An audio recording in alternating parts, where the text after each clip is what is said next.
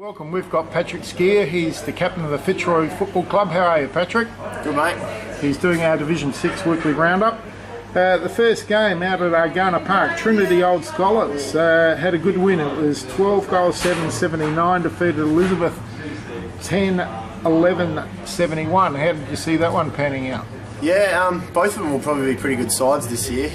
We got Trinity this week, so yeah, we'll see how we go. But yeah, Elizabeth is still a pretty good side, I think. So both finals bound, you think? Yeah, I reckon they're probably two of the teams to beat this year. Okay. The next one, it was a monstrous win down the road there at West Croydon. 30-15, 195, defeated Brahma Lodge 12-12, 84. So that's a whopping win. Yep. Again, West Croydon will be up there again this year, I think. So they're always tough to play. But so there's three finalists by the sounds of it, and Fitzroy being fourth. Oh, you'd hope so. Yeah, and the clash out at Salisbury West saw Rosewater, who were relegated last year from Division 5. They had a good win, 15-15, 105 to Salisbury West, 12-18, 90. First win for Wayne Marnie there. Yep.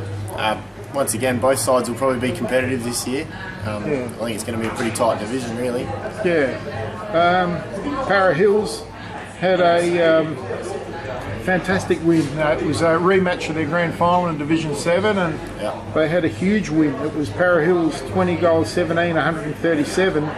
Defeated Adelaide Lutheran 7-11-53. Great win for Para Hills. That still doesn't give them the flag, but a little bit of payback. Oh, it's a little bit of payback, a bit like the Crows in Richmond, I suppose.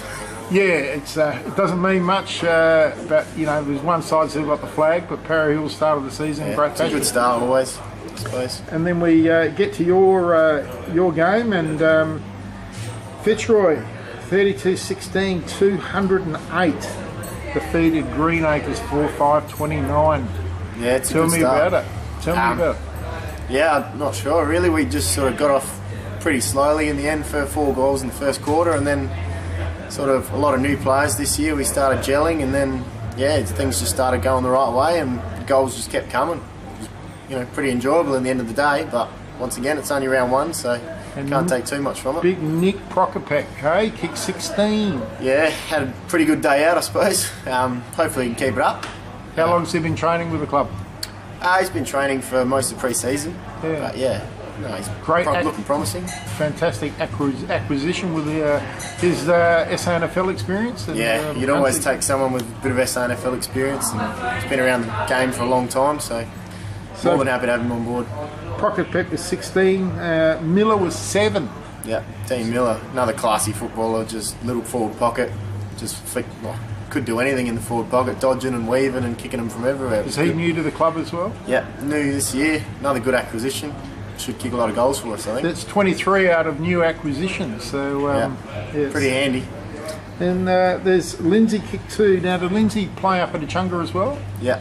Yeah, very good player. Yeah, very classy. He's from Port Lincoln last year, but he's going to have a great year and just going to clean up through midfield. It's going to be good to watch, really. Yeah, I've heard he's a quality footballer. And best players for the Roys, Cartonieri, Prokopek, Miller, Hannaford, and Wooten. Is that Wooten from Hectorville? Yep. Yeah, I thought it was. And Hannaford, he played out at New Yorker, I think. That was his brother, Sam. Was it? Yeah. Sam as well. Okay. Yep. And wow, that's a huge win for you fellas. So this week, tell us about your game this week. Yeah, so we played Trinity out there, which will be a tough game. I think, as I said before, I think Trinity will be up there as probably one of the 5 in the end of the year. Yep. So they've got a couple of additions back into their side from previous years. So big full forward, Alex Cotter's back out there. He kicked a few on the weekend, so as long as we can shut him down, I think we should be able to get the job done in the end if we continue to play our form from the weekend. So. And you at centre half back, are you likely to go back on the Cotter? Or? It depends whether he plays, whether he pushes up the ground or sits in the goal square again, but we'll see. And a few other tips for this week. Brahma Lodge play Salisbury West at Brahma Lodge. Yeah, I think that'll be a close one. I reckon Salisbury West might just get the job done there, but it'll be a close one, I reckon. Greenacres and Para Hills at Edward Smith.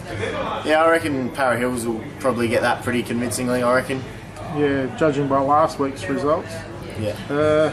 Rosewater and Elizabeth here at Edward Sutton Reserve at Rosewater. Yeah, I reckon that'll be a pretty good one this weekend. Two pretty good sides. I reckon at least one of those two will be fighting in the 5 for sure, if not both of them. So I think that'll be a tight one. Maybe Elizabeth Just.